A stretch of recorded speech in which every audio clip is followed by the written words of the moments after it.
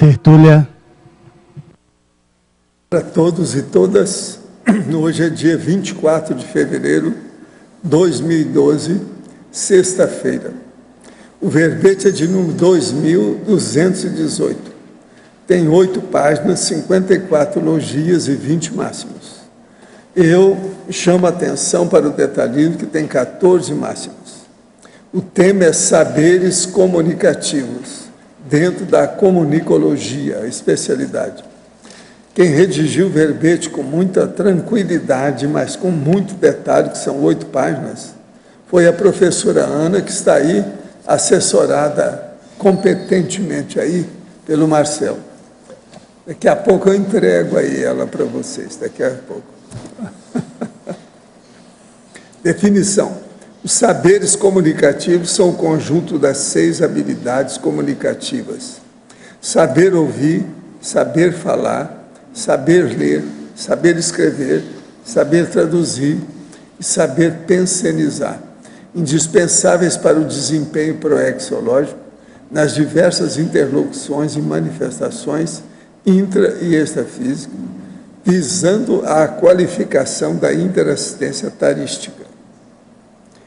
O exercício cotidiano de se comunicar com qualidade, a disponibilidade para ouvir o outro, a sabedoria de calar na hora certa, a retribuição interassistencial dos saberes já acumulados, a participação proativa na interlocução sadia, o ato de falar fraterno e assistencial, o ato de pensionizar em cosmoética, a capacidade tarística de não omitir informação com quem precisa ou para quem precisa, a potencialização dos saberes comunicativos associados à inteligência evolutiva.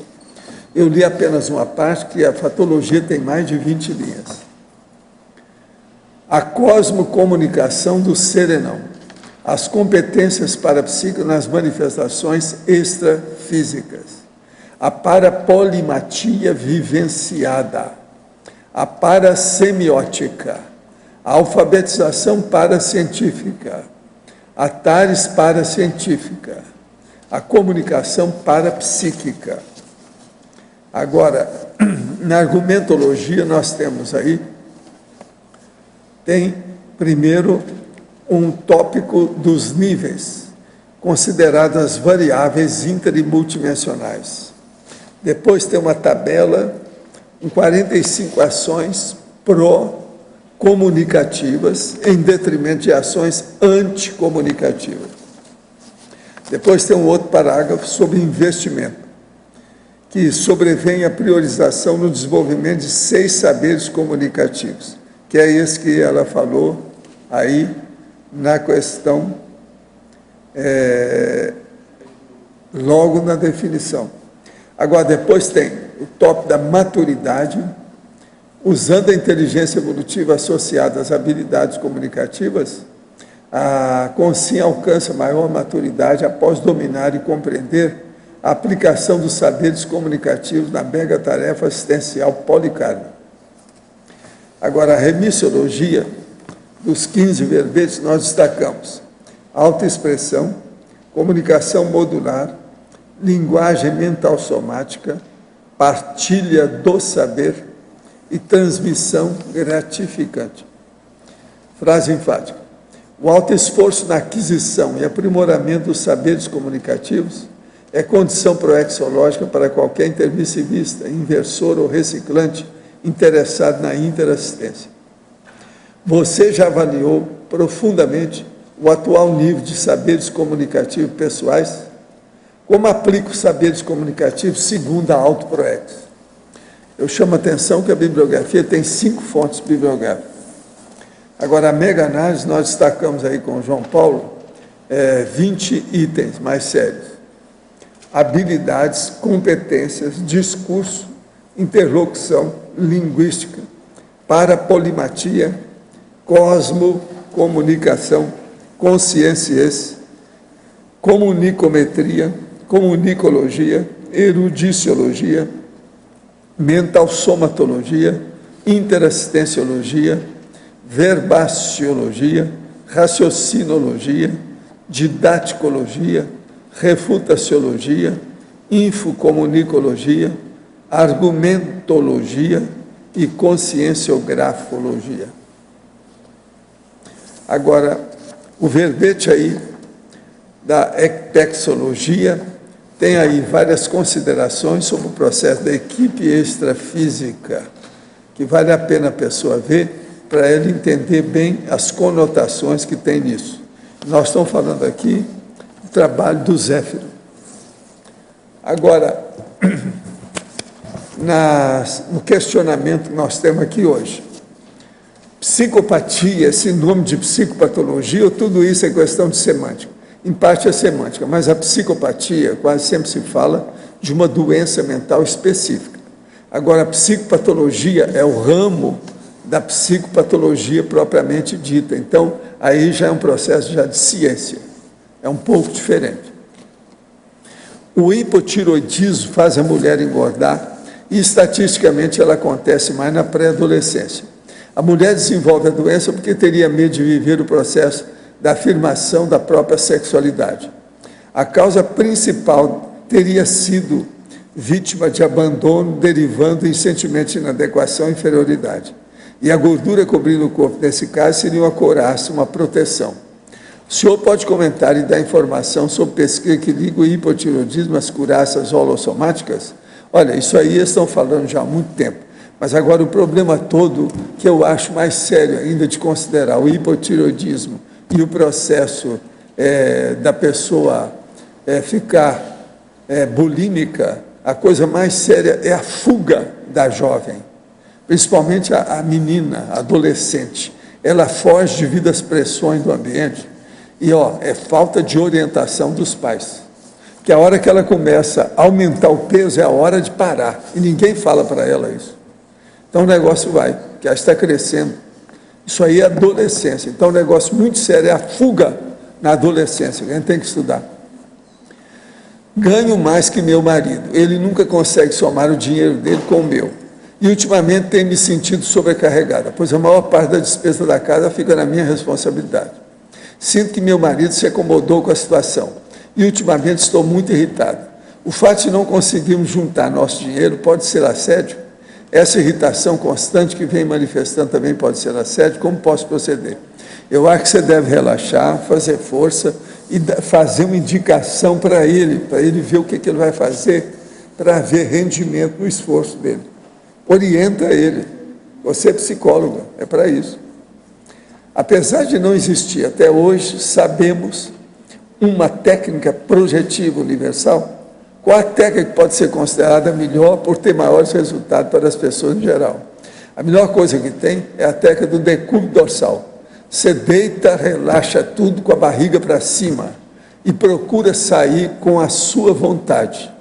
Agora, junto com essa, é preciso fazer mais umas 4 técnicas para melhorar. Uma delas, muito séria, é a imersão projeciológica. É você estudar e fazer uma opção de coisa sobre projeção e colocar palavras aonde você mora, na cama, ou junto à cama, no escritório, na sala de jantar, colocar frases que façam você lembrar do processo de projeção. Isso vai saturar o seu holopensene e predispor a sua saída do corpo também com essa técnica do decúbito dorsal. Recentemente, uma pessoa querida perdeu uma filha de 3 anos de idade de maneira abrupta e inesperada em um acidente. Como iniciante nos estudos da conscienciologia, sei teoricamente o que significa e os processos que podem ocorrer após essa ocorrência. Contudo, como posso consolar essa família sem explicar os conceitos de evolução, vidas passadas, morte apenas física, enfim, os conceitos gerais da conscienciologia, visto que é muito recente o ocorrido, e isso não teria efeito sobre as pessoas envolvidas no âmago da questão. Olha, tem efeito sim. Fala com calma, explica tudo. É a tarefa do esclarecimento. Não tira o corpo fora não, enfrenta a situação. É por aí.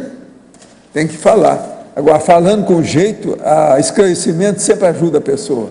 Ela vai se sentir mais fortalecida. Agora, para você. Quanto aos saberes comunicativos, quero saber qual a forma mais prática e eficaz de comunicação produtiva, construtiva para o filho e a filha. pois no momento encontro-me mãe de 2 órfãos, que tiveram educação tradicional durante a maior parte de sua infância. Porém, na pré-adolescência e adolescência, tiveram também acesso teático à projeciologia e conscienciologia, onde receberam informação da possibilidade de serem inversores. É uma questão, boa tarde a todos, né?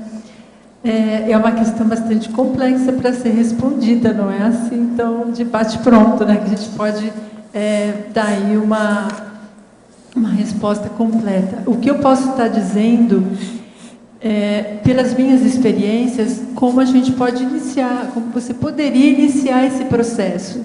Eu acho que a primeira comunicação aí vai ser a comunicação afetiva. Se eu entendi bem a pergunta, então é um acolhimento de 2 crianças órfãos. Em geral, esse trauma de perda de pais tende a gerar uma série de complicações, né, no desenvolvimento, né, de qualquer criança. Então, os pais adotivos podem estar auxiliando nesse processo de desenvolvimento completo aí da criança.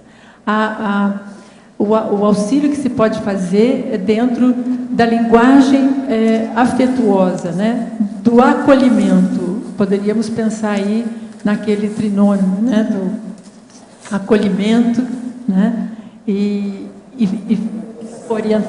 orientação e encaminhamento. Muito obrigada. Nada melhor do que ter ótimos assessores aqui ao lado, porque vai falhar a memória. Há uma percepção que eu tenho de quando trabalho minhas energias, sinto como se as energias estivessem mais esbranquiçadas, diferente quando as energias estão densas, ou quando fico por muito tempo em um local de holopensene inferior. Isso é comum? Você está vendo o processo da ectoplasmia, e ela fica às vezes esbranquiçada, e quando ficar muito esbranquiçada em cima da pessoa, você vai começar a ver a Dimener, que é a primeira dimensão depois dessa. Isso aí mostra que você tem quase sempre, nesse caso. É preciso ver se você tem, mas você deve ser predisposto à ectoplastia. Olha bem o que é que se passa com você. Agora, num caso desse, é porque a energia é muito mais avançada. Às vezes fica tudo branco, leitoso, brancura, rinço, homo. Gente, eu queria falar para vocês que nas bancas tem 2 revistas com 3 reportagens sobre Foz, só de mulher, cheia de vida. Então, a primeira é o seguinte, é essa aqui, ó. Vocês sabem quem é, né? Maitê Proença. Então, uma mulher intensa. Esse saiu na revista Contigo. Agora, tem ela aí na beira das cataratas, todo lado, etc., pensando, mostrando as coisas, um monte de foto, o hotel das cataratas, sabe? Ela fazendo poses de todo jeito, é um monte aqui. É a revista Contigo, vocês sabem, é aquela que é contigo, não é comigo, é com vocês.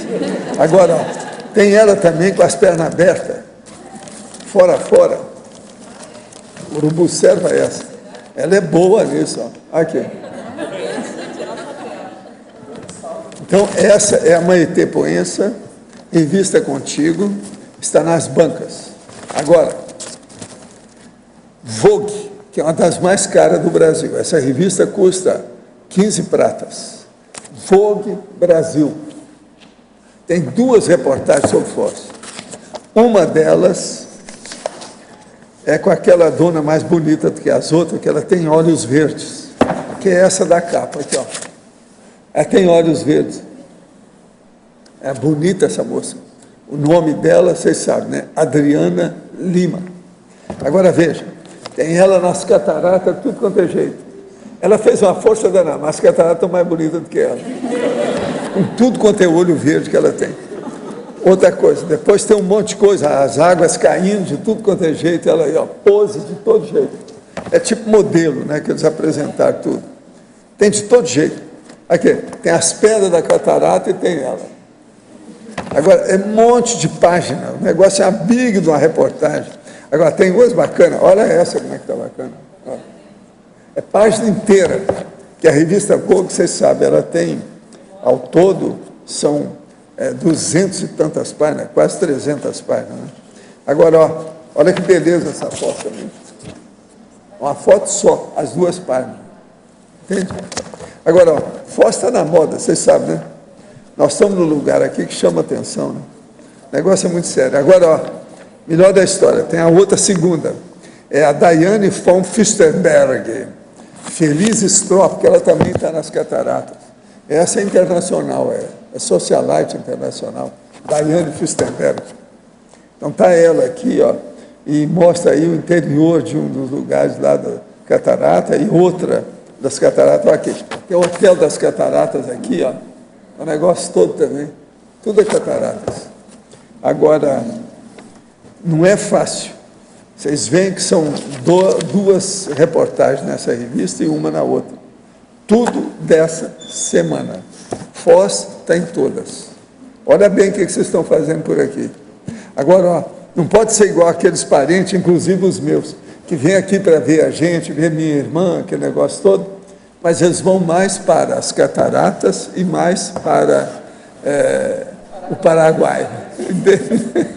Vocês precisam ver o que vocês vieram fazer. Vocês vieram fazer curso, vieram para o Paraguai ou vieram para as cataratas? Precisamos de ver isso, tá certo? Eu agora entrego a Ana para vocês. As cataratas foram agora oficializadas esses dias, foi oficializada como entre as 7 maiores. Foi, das maravilhas do mundo. Por isso que o povo está tirando tanta, né, tanta foto, tanta reportagem, tanta coisa. Por causa disso. Mas olha, então, vamos aí enfrentar. Aí, na fatologia, na página 48, a última linha da página 48, o descompasso da verbação e da teática nas interlocuções. Essa patologia aí é uma coisa muito séria para a gente estar observando. A verbação é uma das ações que a gente mais tem dificuldade de fazer, né? O que a gente pensa, a gente faz. Naquilo que a gente sabe de teoria, a gente põe na prática. Como que é isso? O que a gente observa na boa parte, né, do comportamento aí das pessoas na SOCIM é esse descompasso, né, entre a verbação, fazer aquilo que pensa e que sabe, né, mas não põe isso tudo na prática, né? Então fica esse gap, essa condição de lacuna que a gerar incoerência, traz aí uma série de atitudes anticosmoéticas, enfim, abre espaço aí para autocorrupção, né? Não sei se porque isso a teática, ela envolve verbação, a teática. É uma aplicação prática, seria a verbação, né? Certo. E o que você quis dizer é que a própria teática, falta verbação na teática, é isso? Aqui é uma junção das duas coisas, né? Você junta a verbação, a ausência da verbação e a ausência de teática vai gerar esse descompasso na sua interlocução. Quer dizer, pode faltar uma delas, verbação, ou a teática, né? Como elas são irmãzinhas, né? Então elas são assim, próximas. Elas são próximas. Então aí pode faltar uma ou as duas ao mesmo tempo. E as interlocuções sadias necessitam dessa condição, né? Agora, outra coisa, na parafatologia, a terceira linha da parafatologia, na página 49, a alfabetização paracientífica. Isso daí, para mim, é um sonho de consumo. Porque, assim, dentro do contexto, né, do verbete, como a ideia é trazer aqui esse conjunto de saberes, e eles estão dentro da cientificidade, né, da consciência, eu acho que assim, é uma, vamos dizer assim, uma contribuição que eu estou dando, de modo assim bem singelo, né, para a nossa alfabetização paracientífica. E também marcar, de fato, essa interconexão nossa na dimensão intrafísica com a extrafísica. Do mesmo modo como a gente está se esforçando em consolidar, estudar, pesquisar a Conscienciologia, nós estamos aprendendo, e ao mesmo tempo, todas as companhias extrafísicas com as quais a gente se interliga, né? Aí seria alfabetização, aí seria adquirir conhecimento paracientífico. Talvez está implícito isso, não sei. Tá implícito. É que eu peguei a palavra alfabetização, mas no sentido assim primário mesmo, é pré-primário. Ou para quem não sabe nada. Isso, é mais nessa condição, que a pessoa está zerada de conhecimento. Então, tudo que ela vier aprender aqui com a Conscienciologia e com todas as pesquisas e autopesquisas que ela possa fazer, ela vai estar, de certa forma, se alfabetizando, né? Tá ok. Obrigado, hein? Ana, Vivian aqui no ar.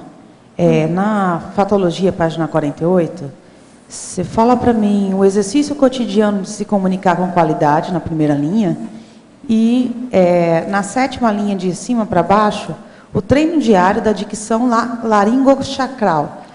Eu queria que você ainda fizesse uma correlação na página 49, ainda na Fatologia, na 2ª linha de cima para baixo, o autodesassédio pelo laringochakra. Certo. Vamos começar, então, por esse daqui.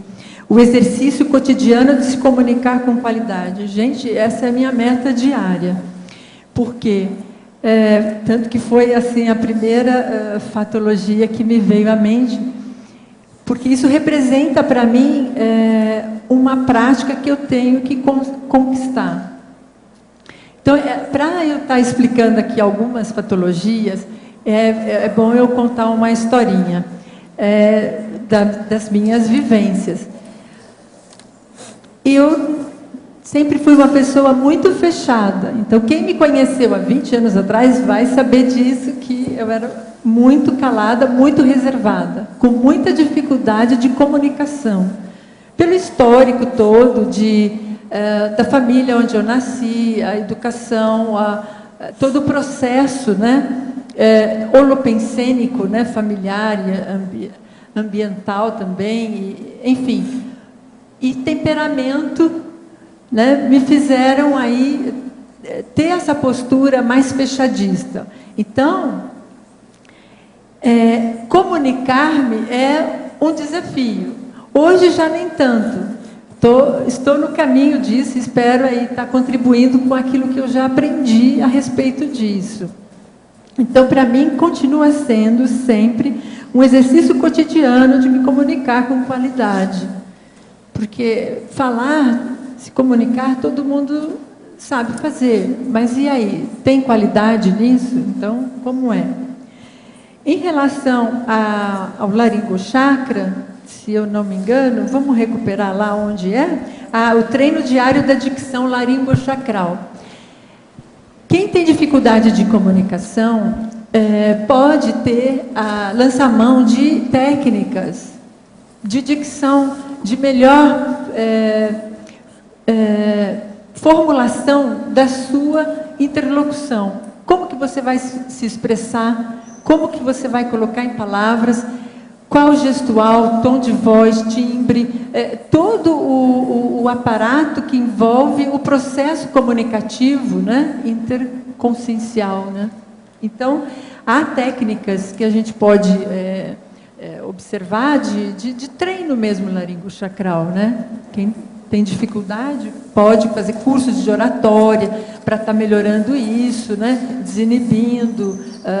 A própria Comunicons, que é uma das instituições que temos aí voltada para a educação, tem o curso Media Training, né? Para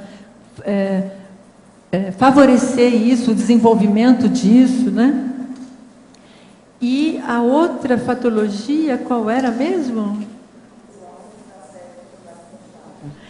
Isso, exatamente. Aí, essa tem muita ligação com o que nós já conversamos. A gente proceder esse desenvolvimento comunicativo, de busca da autoexpressão, de sair do fechadismo para um abertismo comunicacional,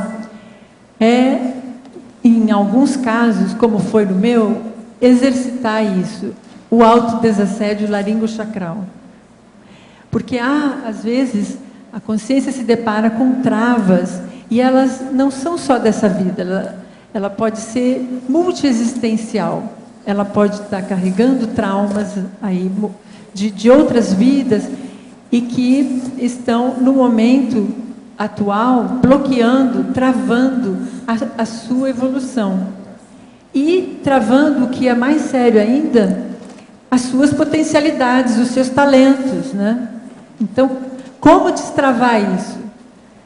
E vocês todos sabem, o laringochakra é o chakra mais importante no processo comunicacional, né?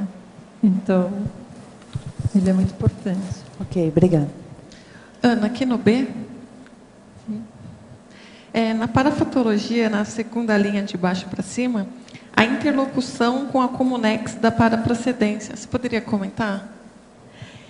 Sim, a ideia aqui de colocar essa parafatologia, talvez fosse de criar em mim mesma uma sinapse, né? Tentar criar aí justamente esse canal de comunicação.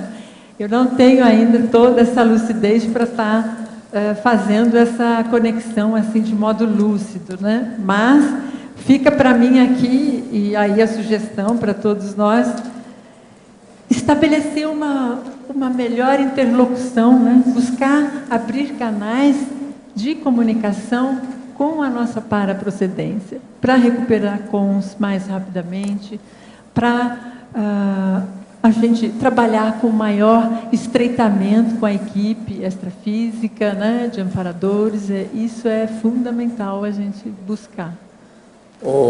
Ana, você acha que o seu nome não influiu em você quando você era menor, não, né?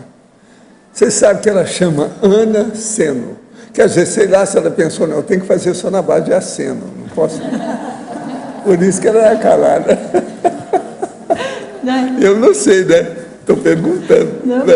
Alguém já fez essa piada com você, já deve ter feito, né? Já. Alguém já fez. Uhum. Mas também fazem muito da trigonometria, né? Aí eu já respondo de cara que a família trigonométrica vai muito bem, obrigada. Seno, cosseno, tangente, cossecante, está tudo bem na família.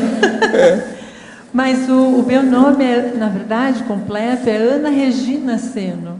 Uhum. Mas aí eu adotei só 2, que é Ana Seno. Você está certo, que só 2 é que aparece. Todo mundo que tem 4, 5 nomes se perde. Mas essa cacofonia, professor Valdair, eu não vou conseguir eliminar. Não, essa não tem jeito. Essa não tem jeito, porque aí... Ana Aceno. Quer dizer, tem o aceno, é como se fosse a Ana do aceno. Isso. Não tem jeito. Que eu tô então aqui, o problema é acenar. Mas eu só faço acenos positivos. Você faz bons. Então bons, tá para alavancar.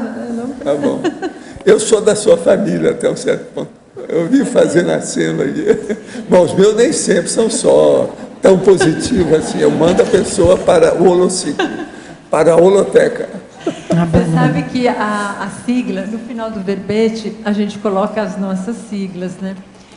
Aí eu pensei assim, poxa, ainda bem que eu estou pondo Ana Seno, né? AS. Porque se eu colocasse ARS, que é a sigla completa do meu nome, ia dar ars, em latim quer dizer arte. Arte. E eu estou no desafio de sair dessa turma, sabe? Agora você veja o destino, como é que é. Isso é impressionante. Olha, nesse caso da arte dela, isso é um processo que eu falo lá da linguística, do problema da onomástica e outras coisas mais. Mas é claro, ars é perfeito. Agora, veja, não foi você que arranjou esse nome, né? Foi sua mamãe, seu papai. Na verdade, o que me contam é que foi a minha irmã mais velha que me deu, que sugeriu esse nome. Ela era artista? Não, ela é professora. Tem de tudo, né? Agora, o que é impressionante é o nome perfeito aí, ó, a onomástica dela. Agora, ela quer cair fora, então ficou só no AS. Por isso, o desafio dos saberes comunicativos, tentando, em alto nível, linguagem mental somática. Melhor. Professor Valdo, aqui em cima no A, Sim. Na página 20, do verbete, Sim. na página 24, é o item interassistenciologia. Pois não. O senhor pode falar desse Equipex para a técnica endossomática? Eu fiquei Aqui, curiosa. Eu estou falando o seguinte, olha aqui. A partir da controladoria do maxi-mecanismo interassistencial, a Consciex-Zéfiro, depois do primeiro centenário luz na intermissividade, durante décadas do século XIX, conseguiu, na condição de Consciex catalítica, líder, formar e manter a Equipex para a técnica endossomática, mas mais madura, com 6 componentes ativos, 4 ex-homens das últimas vidas humanas e 2 ex-mulheres nas últimas existências intrafísicas. A Equipex para a técnica endossomática, ela é aquela que fazia assistência, que faz assistência. Sim. Do problema da dessoma. A pessoa está dessomando aqui, a gente tira do caixão, do cemitério, você está entendendo? Da situação do funeral, dá um jeito de melhorar a pessoa. Agora, eu trabalhei tanto com isso, que durante uma boa temporada, eu costumava ir ao cemitério para ver a pessoa que morreu. Às vezes eu tirava a pessoa de lá na hora. Eu via a pessoa junto do corpo, junto do cadáver. Entende? Agora, ó, aqui tem mais uma coisa. Há um desses componentes da Equipex da Consciex-Zéfiro, homem, antes e agora, personalidade consecutiva da Equipex, já identificado por mim, colaborando conosco intensamente há tempos na comunidade conscienciológica em Foz do Iguaçu. Você sabe quem é, né? Não. Mostra. Aqui, esse cara aí. Levanta aí para ver ver? quem é. Faz favor. É ver? É o Everton. Entende? É esse que trabalha mais comigo. Agora, veja, ele começou a cheirar. Ele tem um focinho muito bom. Começou a cheirar, etc., acabou ficando comigo aí, junto com a Nara. Aí. São quantos anos que eles estão trabalhando comigo? Você está entendendo? E os outros Cadê 5, professor, ainda não chegaram? Os outros 5 ainda não chegaram ou já estão Já aqui? perguntaram isso aqui várias vezes, mas eu não sei quem é, eu preciso examinar. O problema é saber de lá, eu sei, mas saber daqui é mais difícil. Tem que ver com calma, né? Estou esperando, né? Equipex para a técnica. Professor Bauer. Agora, você entendeu o que é um Equipex para a técnica da dessomatologia. Agora, ó, eu estou de olho nessa turma da dessomatologia, se tem algum deles aí. Eu ainda não vi, eu não sei. Ainda não pesquisei, precisa de ter mais contato, etc. Personalidade consecutiva, a gente tem que examinar muitas pessoas para saber. Professor, o senhor está de olho também na Longevitar, nosso grupo? Também? Que é da turma aí, né? Aqui. Pois é, não, vamos ver o que dá, porque é a mesma situação. É a turma da dessomática, Longevitar. Vamos ver o que é. Agora, nós trabalhamos durante muito tempo, principalmente no século XIX. Eu tenho lembrança disso com calma. Agora, ó, a coisa mais séria, às vezes, Tânia, não é isso, não. Não é localizar quem é que era da equipe, não. É localizar quem é que nós assistimos, porque esse povo todo está para cá. Então, aqui, eu acho que tem mais é isso. Tem gente que a gente já ajudou. Tem gente que eu sei, que a gente ajudou, que eu lembro, tudo isso. E você tem que lembrar, nessa ocasião, eu era o Zéfiro, que se comunicava também lá com as irmãs lá, as irmãs, lá, o povo todo lá da Pleine Maison, de Paris, em vários lugares da época de Allan Kardec. Tá, as duas irmãs, tá. Então é muita gente que nós assistimos nisso. Outra coisa, foi nessa época também que a gente ajudou o Balzac. Foi por isso que o Balzac depois fez o romance comigo.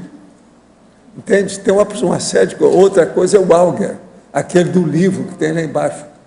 Tem as 2 edições do livro dele. Rosa. Um livro dele foi publicado em 1864. Agora, esse eu ajudei diretamente a compor até o livro dele. O livro dele é sobre o processo da vida futura e etc. Tal, o problema da consciência já em si. Chama Auger. Tem um livro, os 2 livros dele lá embaixo, as 2 edições. Agora, ó, você vai ver lá o meu dedo na bibliografia dele. A bibliografia dele era dentro do meu estilo, sobre todo, que é só eu que fazia isso há muito tempo. Você vai olhar que é diferente. A bibliografia dele é igualzinha a minha. Quer dizer, a minha é igual a dele, que a gente ajudou. Muito obrigada. Agora, esse homem era um grande sensitivo. Muito obrigada. De base religiosa, mas era muito sensitivo. Professor Baldo, Sim. aqui na equipexologia, o senhor fala da reurbanologia. E aqui, Qual que você está falando? na página 23. Qual que é que você quer? Reurbanologia, o primeiro item. A reurbanologia. O que você quer? Fala sobre o megagestor ou concierge Cicerone. O megagestor ou concierge Cicerone. Sim. Isso aqui é o seguinte. Sim. Toda equipex tem um líder. Aliás, toda equipe geralmente tem uma pessoa que orienta.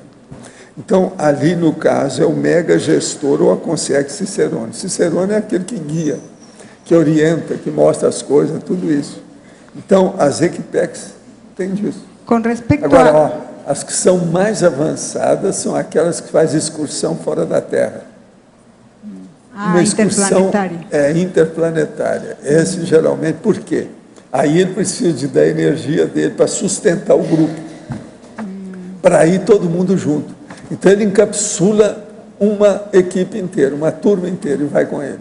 Por exemplo, quase sempre esses são de evoluciólogos, serenões, etc. O senhor aqui coloca, né, em relação a isso, o enunciado perfilologia e diz, há ex-membros de equipexes mais empáticos que formam duplas evolutivas ao ressomarem. Esse megagestor intervém diretamente nisso para... Não, nisso aqui não intervém não, né? Porque aí é processo de constituir o destino das pessoas, é eles mesmos que decidem. Isso nem o evoluciólogo interfere. Porque a gente, às vezes, pode sugerir, dar uma insinuação, um problema desse, mas você não interfere nisso. Porque eu pergunto, a ideia da formação dessa dupla tem a ver com a urgência do trabalho a ser feito? Tem a ver com tendo em conta aquele a trabalho em conjunto naquele holopensene extrafísico. Ali os dois estão trabalhando junto, vê que tem afinidade, fala assim, ó, vamos renascer junto? Pois é, aí a coisa muda. Mas tem muita gente assim.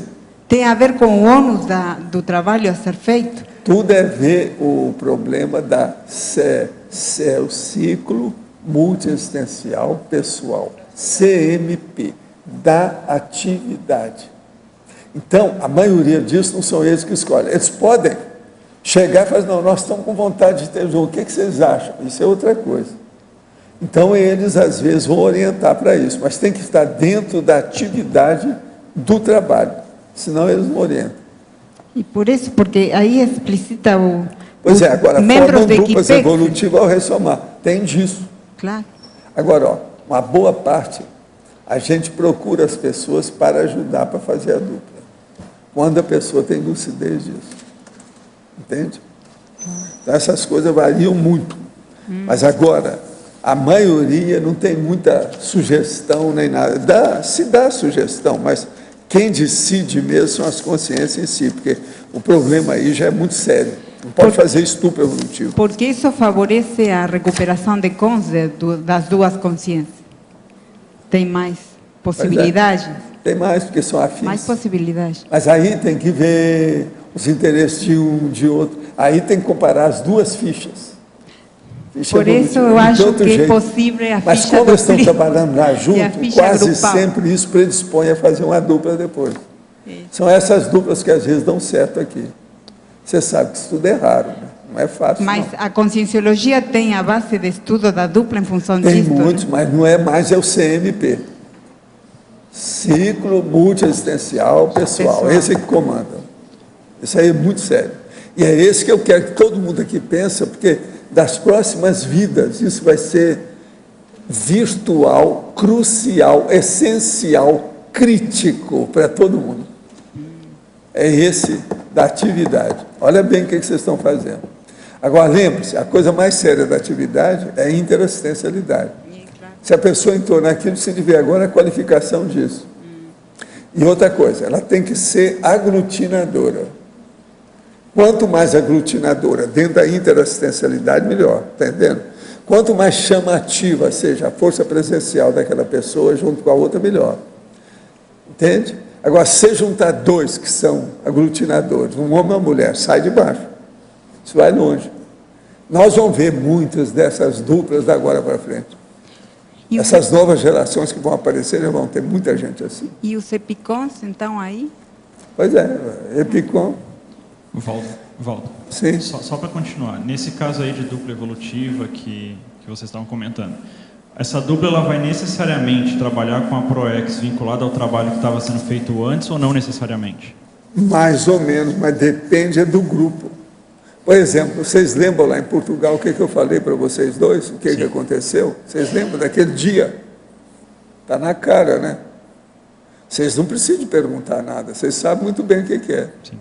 Eu falei com a Silvinha o negócio todo, vi até a energia que eu lembro direitinho. Ó, caindo aquela energia e tinha uma Concierge que estava orientando o meu negócio todo. Entende? Essa Concierge de vez em quando aparece aqui. Eu, para mim, é do cara que deu, o Mário não está aí. Você estava lá. Olha esse português que apareceu. É dessa turma. Que eu sei, depois que nós saímos de lá, ele me acompanhou. Então, chegou lá em casa, quando eu voltei, e eu vi que ele é da turma de Portugal, que eu trabalhava com eles. Na época do Paulinho, você está entendendo? Na época do Paulinho, aquele povo. Isso. Que o caso dele foi lá, mas foi um pouco depois Portugal, disso. em Lisboa. Eles eram jovens. Quantos anos faz isso, Silvio? Fazem 12 anos. Pois é, faz 12 anos. Agora veja, esse aí era daquele povo. Que é a turma do Paulinho. Esse aí. Entende? Mas, situação séria. Eu não entendi essa Concierge com não, você Portugal. Fala para ele o que aconteceu. Deixa eu falar. Agora eu fiquei Foi agora, antes do almoço. Apareceu a Concierge lá com um banho de energia. Você sentiu lá as energias desde o início lá. Isso, a gente estava um pouquinho antes do almoço, e começaram a falar de Portugal, de uma comida portuguesa, o Mário estava junto, e aí o professor Waldo, na hora, sentiu a presença, o Mário também sentiu, e disse que é um amparador português, e que estaria ajudando lá nos trabalhos do 40 Manobras, das coisas todas. Agora, depois ele foi comigo e falou, não, eu sou daquele lá de Portugal da época, então eu vi que é da turma antiga. Agora ele está ajudando o Mário aí, por causa do processo lusitano mesmo. E essa Concierge era do mesmo grupo? É do mesmo grupo dessa que apareceu? Não, essa Concierge é da turma daquele que eu vi, a coluna de luz, aquele negócio, toda a vida passada de vocês aí dela. Né? Pode expandir para a fatologia, para você, na segunda linha de baixo para cima, a paradiplomacia integradora. Essa é uma questão bastante bacana e que está muito relacionada à comunicação. Para estabelecermos a paradiplomacia sadia, em alto nível, é necessário a gente estar com todos esses saberes na ponta da língua, vamos dizer assim, e mais um pouco. O processo da linguagem do paradireito, desenvolver e investir isso, para que a gente consiga construir esse diálogo, essa interlocução sadia, não só dentro da dimensão intrafísica, mas também entre as dimensões. Esse próprio verbete do dicionário de argumentologia é interessante, eu fiquei atenta para saber qual seria o verbete que estaria em dupla com o meu, para estabelecer alguma sincronicidade. Enfim, tudo é pesquisa, tudo é alvo de ser pesquisado e investigado. Então, vem bem a calhar estudar sobre a equipexiologia com essa questão da paradiplomacia. Hoje de manhã, eu tive uma entrevista aqui.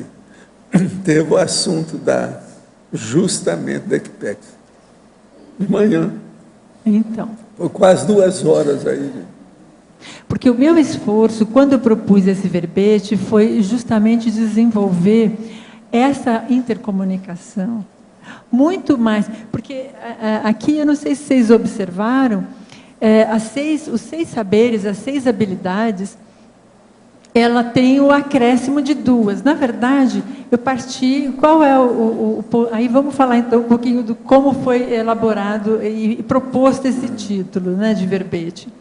Eu sou professora de línguas, né, de português, de espanhol, francês, e quando a gente ensina uma língua estrangeira, espera-se do aluno, pela metodologia, o método comunicativo, que o aluno saia com 4 habilidades, ou que ele, ao longo do curso, obtenha satisfatoriamente 4 habilidades, que é saber falar aquela língua estrangeira, saber entender, saber ler e escrever. Então, essas 4, isso são os 4 ainda tem ainda pilares. a tradução que você podia pôr. Sim, mas espera lá, então vamos acrescentar. E esses 4 saberes são o básico, mas esse é o básico da dimensão intrafísica. Então, eu estou complexificando. A nossa é maior. Então, aí eu estou propondo o saber traduzir, que entra a comunicação parapsíquica. Tá certo. Porque aí é legal expandir o que quer dizer tradução. Você acenou perfeitamente, com muita racionalidade.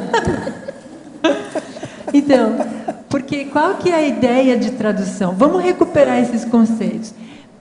Tradicionalmente, quando se fala a palavra tradução, aí imediatamente vem à cabeça da pessoa traduzir uma língua estrangeira para o português, né? Ou vice-versa. Mas não é só isso. O nome é translado. Existe também o translado, isso, que é o contrário. Isso. Aí, o que mais se pode dizer com tradução?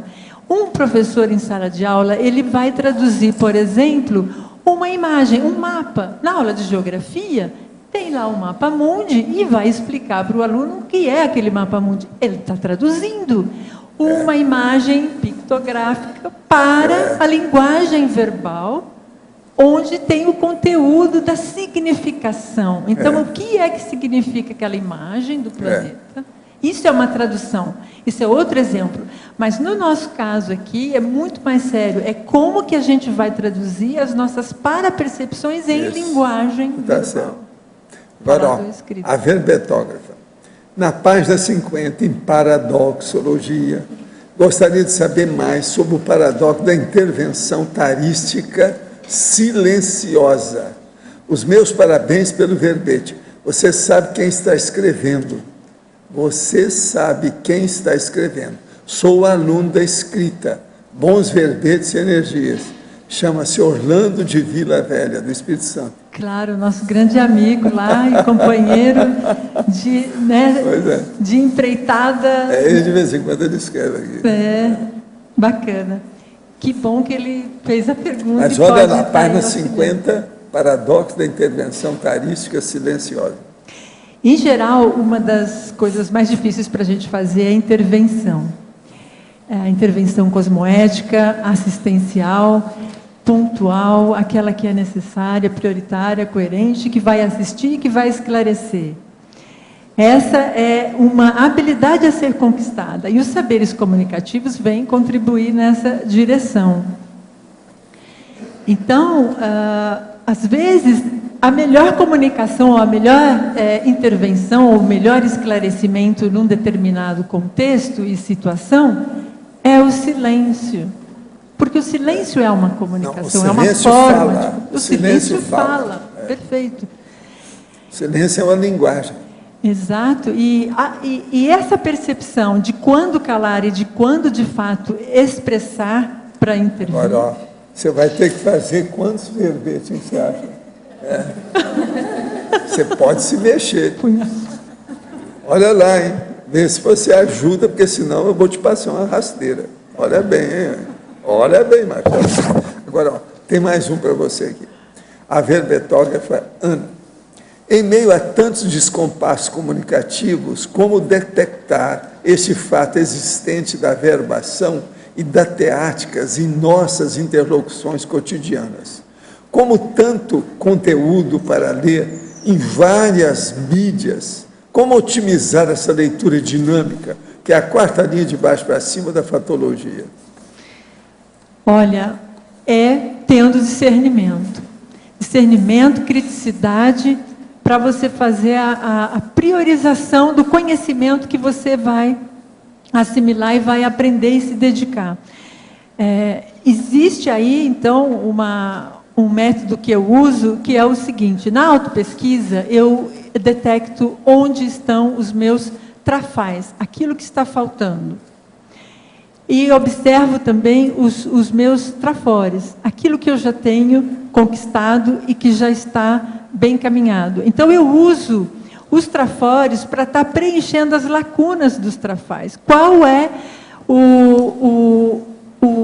qual é o conhecimento que eu estou carente nesse momento que é necessário eu estar aprendendo e investindo? Então, é essa a escolha que eu vou fazer. A mídia nos proporciona diversos estímulos em diversas direções. Uma coisa boa é a pessoa vir aqui, ir lá no holociclo e consultar o cosmograma. Sim. Isso é terrível, porque tem tudo à mão. É mais fácil. Só falta deglutir.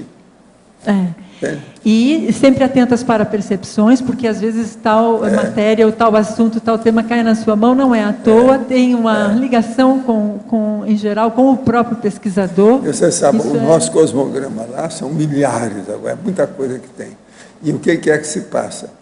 Eles têm tudo dossiê. Às vezes tem uma cuba inteira só sobre um assunto específico, exato, que é justamente aquilo que a pessoa está procurando. Então, ela, para chegar naquele nível, que já está tudo mastigado lá, ela vai demorar, às vezes, 2, 3 anos para chegar naquilo. Já está tudo feito aí. É um caminho andado. Nossa, isso dentro da pesquisa é uma maravilha, é tudo de bom. Por isso, esses esforços coletivos, né, de todos nós aqui, da CCCI, não é porque eu estou a 2.000 quilômetros daqui que eu não estou, né, participando desse Holopensene. Por isso eu fiz questão de vir pessoalmente aqui para fazer a apresentação e receber isso que aí. Eu perguntei se você viria ou não. Se você não viesse, ia ter comigo. Porque ela, gente, ela tem muito valor, tem muita competência, e agora que ela está se manifestando, hoje é a rentrée dela. Então, é preciso ver o que é que vem por aí, tem muita coisa pela frente. Criei coragem, está vendo? Como é importante fazer recinto? Você está vendo, Adriana? Você está vendo como é que ela é? Isso é uma fera, escondida. Eu acho que ela ainda está um pouquinho retraidinha. Subnível, em subnível. Está em retraída. Você é um pouco desperdiçadinha. Valdo, vamos fazer um esforço para que ela se expanda um pouquinho. Ana, Osvaldo aqui acima. Eu gostaria de não sei se pontualizar se já foi marcado um erro aqui na voluntariologia, na segunda linha, onde diz o uso interassistencial dos saberes. Acho que está trocada a A pela S, verdade? Qual que é a página mesmo que fica? Na página 49. 49. Voluntariologia, segunda linha. Certo. O uso interassistencial do saber. Está invertido, está asberes. Isso. Asberes não tem significado, né? Saberes. Mas agora vamos nas perguntas, tá? Mas antes de entrar no tema da politicologia, gostaria de te parabenizar pelo verbete. Realmente a parte de comunicabilidade aqui está muito bem expandida. Meus parabéns. Obrigada. Eu gostaria de que dentro da politicologia você exponha 3 conceitos, ou amplie 3 conceitos que estão aqui. Na primeira linha, a política da comunicação de massa. Na segunda linha, a oligarquia dos censores mediáticos. E na terceira linha, a aristocracia do saber. São 3 aí. Antes de responder a pergunta, deixa eu fazer um parênteses. Para mim foi super difícil fazer esse verbete, porque manejar todos esses saberes aqui e condensar em 8... O problema são as 70 sessões, não é isso? 70 sessões é que o povo implica. Para condensar, porque as ideias fervilhavam na minha cabeça, e como eu vou porque como os saberes tangenciam em muitos conhecimentos, como sintetizar? Então, para mim, já eu respondo, Oswaldo, não esqueci não, é que o verbete em si, ele traz essa síntese, já traz o template, ele já é ele já traz resumão. A fórmula ali, para fazer a síntese. Sim. Senão não vai. Agora, até a pessoa se acostumar com as 70 sessões, dá trabalho mesmo. São 70. Agora, ó, você há de ver o trabalho que isso tem me dado nesses últimos anos. Com certeza. Eu comecei com 28 para o povo acostumar, até chegar nos 70. E é agora que eu estou começando a vislumbrar e entender essa dificuldade. Não, por isso que tem o curso de hiperbetografias, vão publicar uma apostila aí grandona, né, um manual grande. Bom, vamos à política da comunicação de massa. O que a gente observa das mídias, né, de como que se processa a comunicação de massa, não é no nível que a gente gostaria, né, tarístico. Ele é muito mais de entretenimento, muito mais de aparência, muito mais de mostrar meias verdades, de não falar as coisas às claras. E existe muita média, né, muita manifestação de grupinhos, e aí a informação para quem deve chegar não chega. Então, isso daí é um ponto a ser destacado aí. Na questão da oligarquia dos censores midiáticos, o que a gente vê do terrível que é a falta de... Fala-se muito em liberdade de imprensa, porém, não é bem assim. A gente observa algumas revistas ou jornais ou outras mídias, ou mesmo televisões, sendo, vamos dizer assim, orientadas, né, e isso entre aspas, muitas vezes manipuladas, compradas, sendo insinuadas a não divulgarem ou divulgarem a notícia de determinada forma, omitindo, mascarando determinadas realidades, né, que precisavam ser. Mas tem, no meio de tudo isso, alguma, vamos dizer assim, coisa boa, né? Pelo menos os podres estão vindo à tona, né? Então, está sendo feita alguma coisa, apesar dessa censura, apesar dessa vontade de controle, né? Em termos de controlar as informações que chegam ao público, né? E a aristocracia do saber, aí tem uma associação com a questão da monarquia, né, que a professora Laura Sanches falou muito bem. O saber, ele não pode estar restrito a poucos, né, os nobres e os que são aí detentores de títulos e que são aí considerados a elite, né, da nobreza. Então, não dá mais para ser elitizado dessa forma. Então, aqui é um aspecto nosográfico da questão, do olhar aqui dos saberes, né? Não dá para a gente dar tratamento ao saber de forma restrita, impedindo que todos tenham acesso, né, aos saberes. Justamente eu te pontualizei principalmente a oligarquia dos censores mediáticos, justamente pelo fato de que ultimamente eu venho acompanhando muito, mas muito mesmo, todo o processo de mídia dentro da Argentina, hoje, onde você tem dois grupos que têm o domínio do 80% dos médios, entendeu? Então, de aí dá para ver e notar não somente como esses médios influenciam dentro da própria população, dentro da Argentina, sino como que sino da forma em que eles estão expandindo essa visão, certo, para fora do país. Principalmente eu acompanho isso nos médios principais de aqui do Brasil, o Globo, o Estadão, a Folha de São Paulo. Então, essa é uma questão que justamente eu pontualizo isso, porque hoje é extremadamente necessário ficar muito de olho com as informações que você recolhe da mídia. Ou seja, tem que se fazer uma compulsa dos médios, porque a verdade não está somente em um dos médios. Isso, pelo menos, é o que eu tenho visto. Mas sim. Muito bom, obrigado pelo verbete. Sim. É muito importante, só complementando, o nosso papel em tudo isso.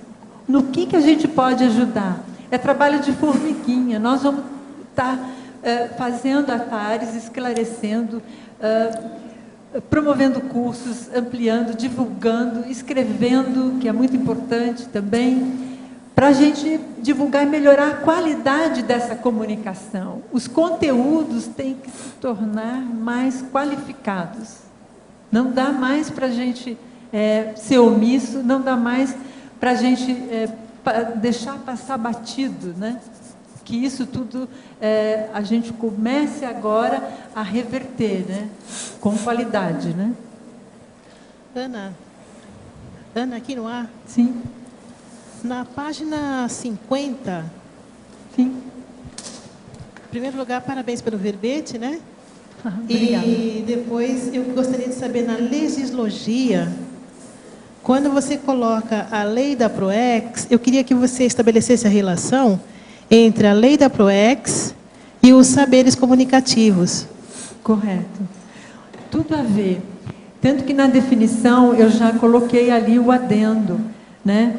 Esses saberes são indispensáveis para o desempenho proexológico.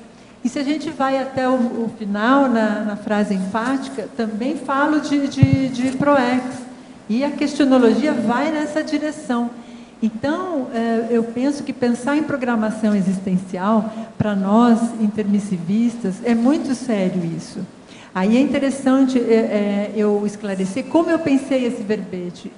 Existe um porquê desse verbete. O porquê desse verbete é porque nós somos intermissivistas com uma programação existencial, para estar estudando, pesquisando e divulgando as ideias da conscienciologia, esclarecendo, ajudar na reurbanização do planeta. Então, esse é o porquê que a gente vai investir nesses saberes comunicativos, aprimorar cada um deles, para a gente se qualificar para isso. Então, a lei da PROEX, ela está implícita, né? Ela é a razão de ser aí para a gente estar entendendo do porquê que vamos aprender esses saberes, né? Ou investir neles. Ana, primeiro, parabéns. Sim. Né? A Maristela que está falando. Oi. Sim. Eu acho que o verbete ficou muito interessante, né? E ele está muito amplo, né? E podemos pensar várias coisas e pesquisar a partir daqui. Eu queria te perguntar, na página 51, quando tu fala dos níveis dos saberes comunicativos, no final da página 51, eu gostaria de saber se no nível gráfico, quando tu fala em saber ler e saber escrever, tu estás te referindo só à questão textual ou tu consegue incorporar aqui, por exemplo, a expressão gráfica, o desenho, né? E as mídias contemporâneas, como vídeo. Eu sei que estão incluídos as questões de saber falar, né? E também saber ler e saber escrever. Mas, digamos, existem, por exemplo, as linguagens gráficas relativas ao desenho, as linguagens corporais, que também são comunicacionais. Ótimo. Como é que tu vê isso? Foi bom você ter trazido isso. Obrigada, porque eu puxo a sardinha para o meu lado, porque eu gosto muito da escrita. Então, quando eu pensei no nível gráfico, saber ler, saber escrever, eu vou confidenciar, eu estava mesmo focada no grafo Pensene. Mas tem tudo a ver o que você está trazendo. Claro, um desenho, um gráfico, são textos que significam e tem aí o seu nível, sim, de comunicação. Claro, não podemos dispensar isso, não. A comunicação não verbal, ela é importante, ela tem que ser considerada na interlocução e, muitas vezes, ela é essencial, né, nessa interlocução. O gestual fala muito, né? Então, a nossa comunicação, você vê quantas coisas a gente tem que equilibrar, né? Manejar. Porque se a gente parar para pensar, todos nós sabemos fazer isso. Aqui não há novidade nenhuma para ninguém, a bem dizer, né? Porque todos nós sabemos isso aqui que está escrito. Saber falar, todo mundo fala, né? Saber ler, saber escrever, saber ouvir, né? Qual é o diferencial? O que eu quis chamar a atenção quando eu propus esse verbete? É o que a gente faz com todos esses saberes. A gente está autoconsciente desses talentos? Ou, se a gente não está, com esses talentos suficientemente qualificados para a gente praticar a interassistência, a tarefa do esclarecimento. Então, a comunicometria, a gente pode pegar, aí eu sugiro, porque isso daí eu fiz comigo mesma, a gente pode pegar, faz o balanço pessoal, né? A comunicometria pessoal desses saberes. Pega o saber ouvir. Como é que eu estou nisso? Eu sei aplicar técnicas, vamos dizer assim, terapêuticas mesmo no saber ouvir, com todas aquelas dicas que o professor Valdo deixou para nós nos 700 experimentos da técnica da interlocução, que outro dia mesmo em Tertúlia ele pediu para ler tal, a página, e destacou um deles só, que é o mais homeostático e o mais potencializador, né, da interlocução. Saber ouvir de modo atento, educado, né, com atenção ao interlocutor. E, então, enfim, você pode fazer a medição, a medida de cada um desses saberes seus. E, com isso, ver onde você está mais deficitário, onde você está mais avançado. Para quê? Para você ter essa autonoção de como você vai aprimorar e qualificar esses seus talentos, né? Muito importante isso. Agora, esse verbete, ele caminha bem paralelo ali, de mão dada com a parapedagogia, com a questão da docência, né? Eu acho que, para quem está na docência, especialmente a conscienciológica, isso daqui é básico. Não tem como um docente entrar em sala de aula se ele não estiver dominando esses saberes. E no nosso caso, e aí é meu pessoal também, investir no saber traduzir e saber pensionizar. O saber traduzir é como eu vou captar, fazer a leitura no caso específico da docência, como eu vou fazer a leitura das parapercepções do campo parapedagógico e traduzir isso de modo assistencial, né? Porque tudo isso tem que ser manejado simultaneamente. Aí a complexidade, né? Eu não sei se alguém aí ia ainda perguntar, mas eu já vou adiantando, né? Aí a teoria da complexidade do Edgar Morin, que é um filósofo francês, e sociólogo francês, ele traz essa questão de você integrar conhecimentos. Então, aqui é uma miniatura, né, de integrar conhecimentos. Você vai integrar a sua habilidade de falar com oratória, saber argumentar, usar tom de voz, volume de voz, enfim, uma boa dicção, né? E manejar com todos esses outros saberes ao mesmo tempo. Você vê que a gente não é fraco não, né? A gente já sabe fazer isso. Mas e aí, a gente faz isso com qualidade? A gente já está em alto nível? Ou com qual qualidade, né? E com qual qualidade? Então, essa comunicometria, ela é importante na autopesquisa. Ana, por favor, aqui no B. Sim. Você está expandindo aí o campo em termos da comunicação multidimensional para outras formas ou mediadores de comunicação, né? Então, ela levantou lá que a comunicação gráfica ela não é necessariamente grafêmica, né? Ela tem outras formas comunicativas, outros signos, outros parasignos, outros confores. Então, eu gostaria que você, na página 49, terceira linha, que você expandisse a parasemiótica, né? Que é a ciência que vai estudar essas captações, né, multidimensionais por esses confores interativos. E qual a contribuição que você acha que tem essa ciência para a assistenciologia, para a convivialidade? Enfim, o que você pesquisou em relação a isso? Ótimo. E parabéns pelo verbete, né, minha amiga? Muito obrigada, Regina. Olha, a especialista perguntando para a aluna, vê se pode um negócio desse. Ela me perguntando, professor Valdo, sobre parasemiótica. Eu é que tenho que perguntar para ela.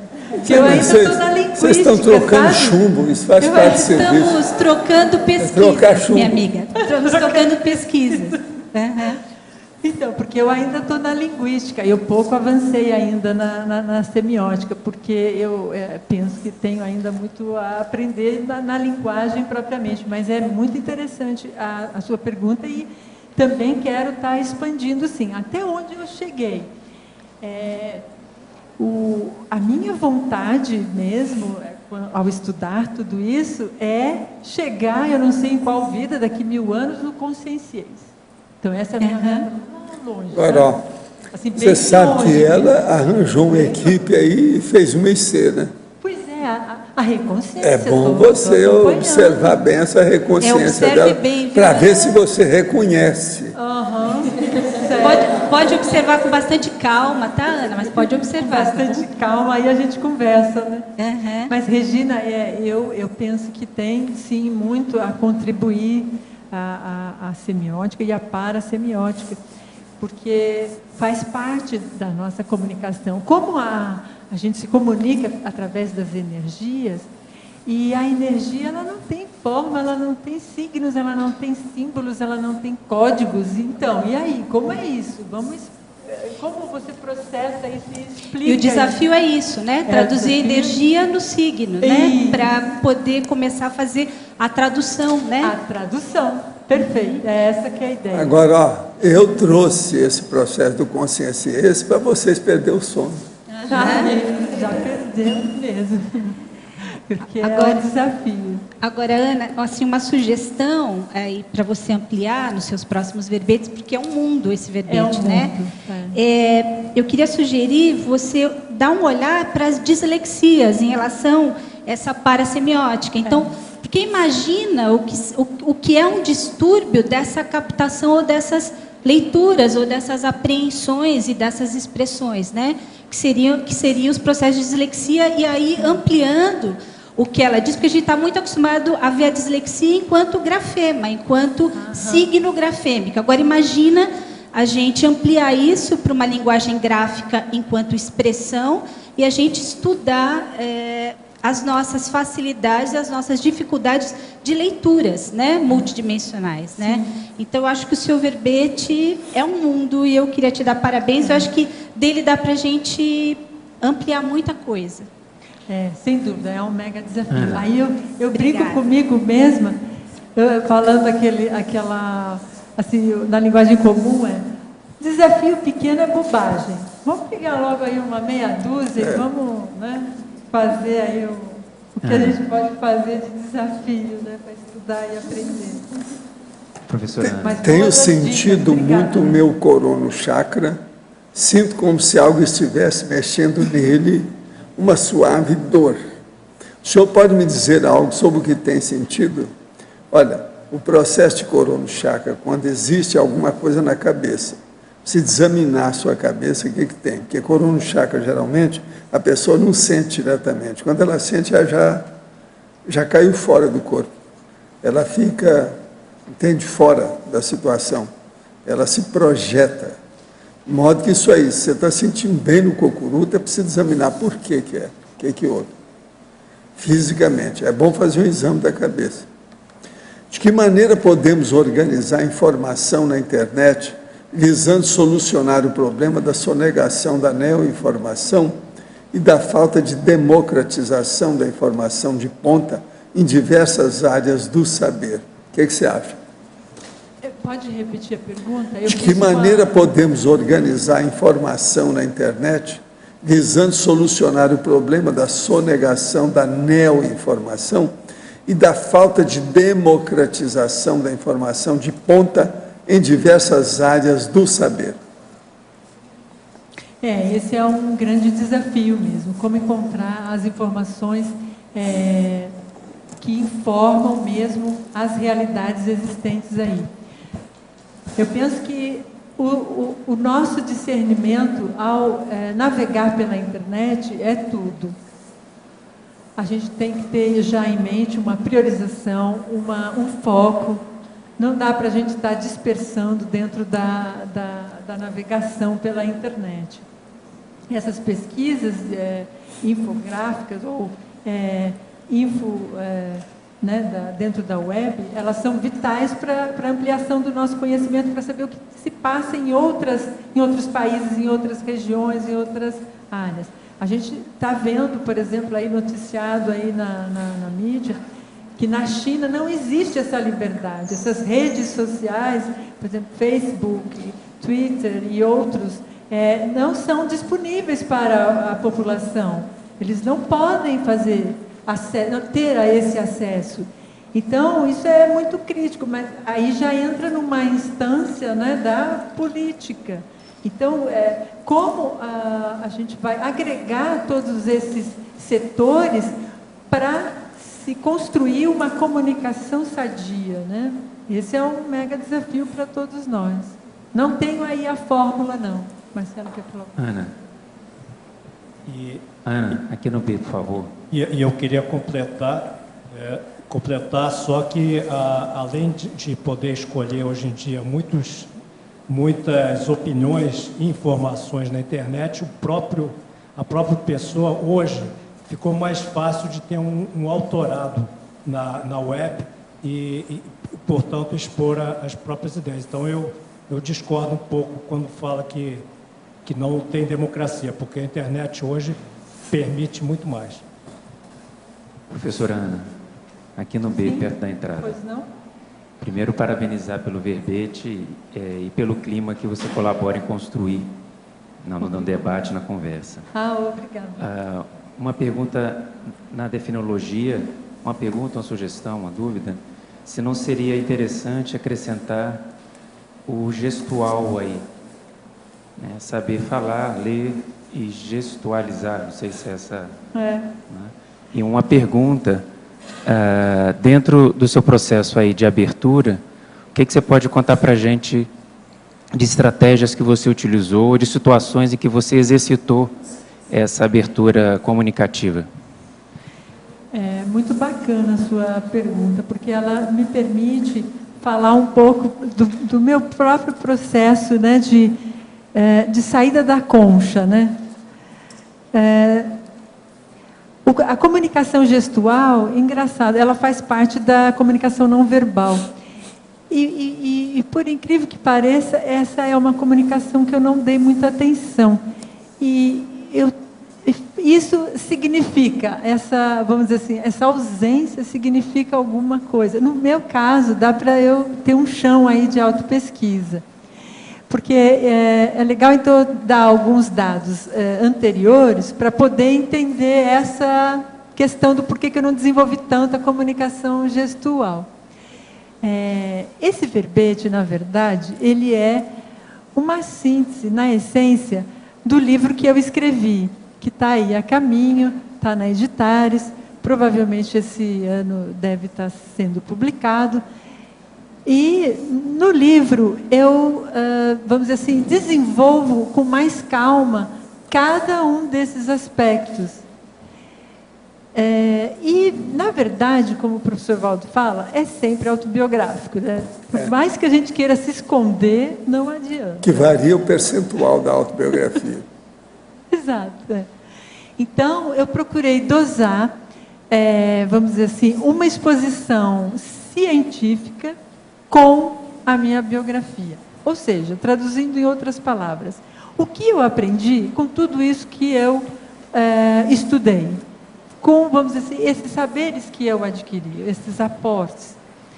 Então, aí eu busquei traduzir o resultado disso. E, no meu caso específico, foi o do abertismo, o movimento que eu tive que fazer, a mega reciclagem, foi exatamente isso. Sair do fechadismo consciencial e entrar no abertismo consciencial, para proporcionar interassistência, que esse é o foco principal.